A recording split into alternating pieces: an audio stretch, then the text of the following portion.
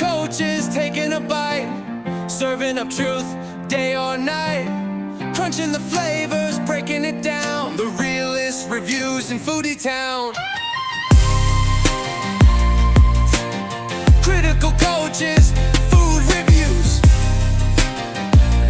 As promised, back to Critical Coaches food reviews. We're reviewing a recipe today, and the recipe's for Lamb Vindaloo.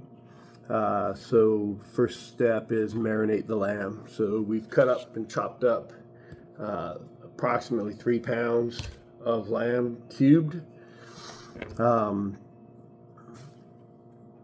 Get any kind of lamb you can. We end up using some lamb chops that I was able to cube and actually got a lot of meat off the bone. So there's 3 pounds of that. And then the marinade consists of spice mix consisting of a tablespoon of curry powder, a teaspoon of turmeric, 2 teaspoons sweet paprika, a teaspoon of mustard powder, 2 tablespoons of sugar, a teaspoon of cumin, and then a half a teaspoon to whatever you want of cayenne pepper. It'll determine how spicy your vindaloo is. I actually did 1.5 teaspoons of the cayenne pepper.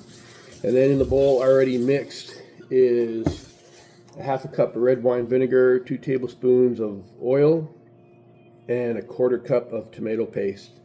So that's where vindaloo will get most of its red flavor from. So we're just going to mix the spice. Mix it pretty thoroughly so you can see the seasonings dissolve into the liquid.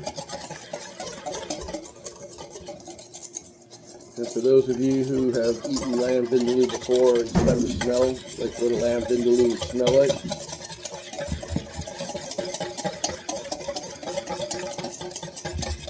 So I guess I'll give you a shot of the color of it.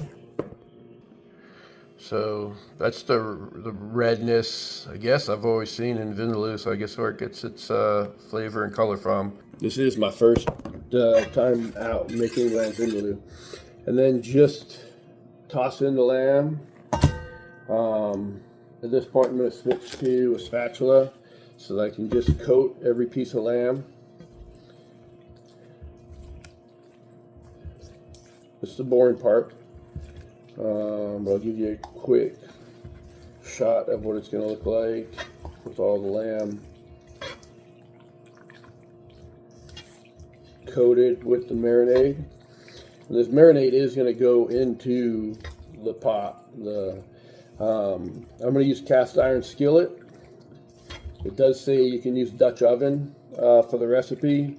As long as you have a big enough cast iron skillet, you can definitely use cast iron skillet.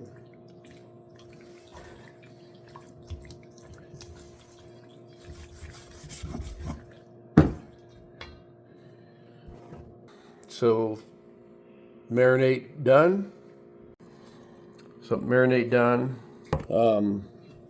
Now we're just going to cover it. It's going to go into the fridge at minimum 2 hours.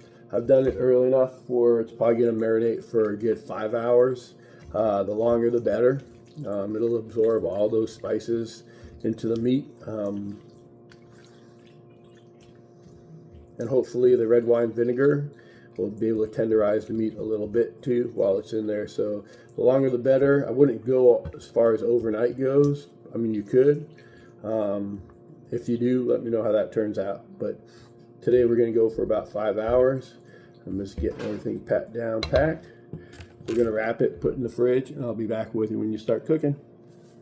All right, we're back in the cooking process of the lamb vindaloo. So as I stated before, we're using an iron skillet instead of a Dutch oven.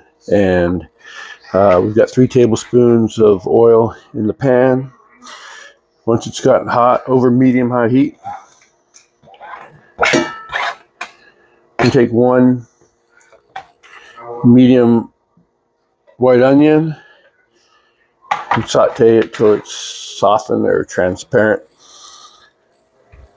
It's going to take about 3 minutes, and then once it's done, we'll come back and follow on with the rest of the recipe. All right, once the onions have reached pretty much. We lower the heat to just above medium, and we're going to add in 6 cloves of garlic minced and 1 inch of ginger peeled and minced. So we get the rest of it out of the bowl.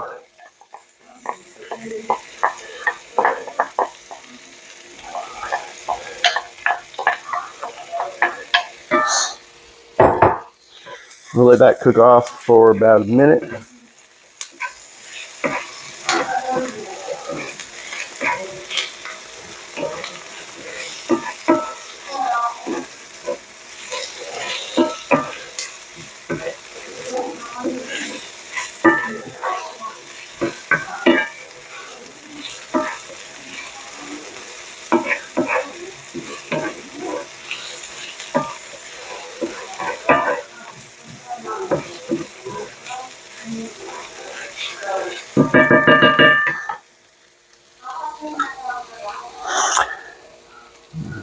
Then we have a 14-ounce can of diced tomatoes. You're going to drain them and add that to the pan.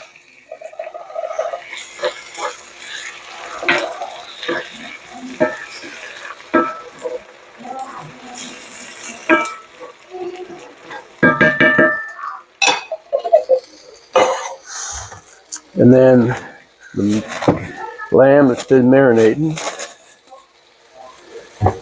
Excuse me. So the lamb that's been marinated, the lamb and the marinade both go into the pot. We're going to bring it to a boil, simmer for about 18 minutes.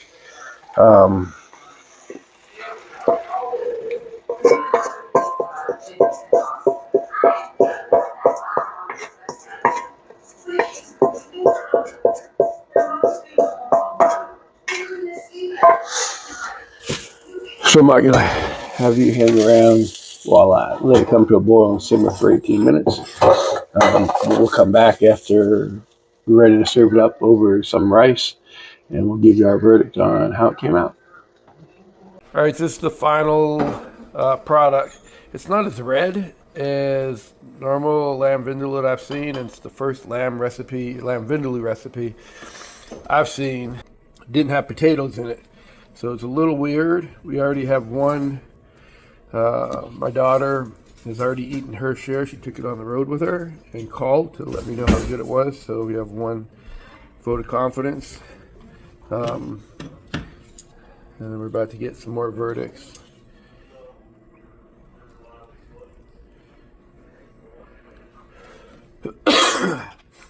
I'll let you know as it goes. There's the final verdict. We got 4 thumbs up. I'm going to give it a thumbs up, but it's not the tomatoey redness that most vindaloo has, and without potatoes, it seems like it's lacking a little something. Good. I'm happy I tripled the cayenne pepper amount, but probably could have even gone a little bit higher. I would say 7 out of 10 on the recipe. If you like lamb vindaloo, I would give it a go, but I would increase the amount of tomato paste and increase the amount of cayenne pepper, and then add some potatoes somehow, and then it'll keep going up. So until next time, Critical Coaches with first recipe review. If you like, subscribe and or like, and I appreciate the feedback. Thank you.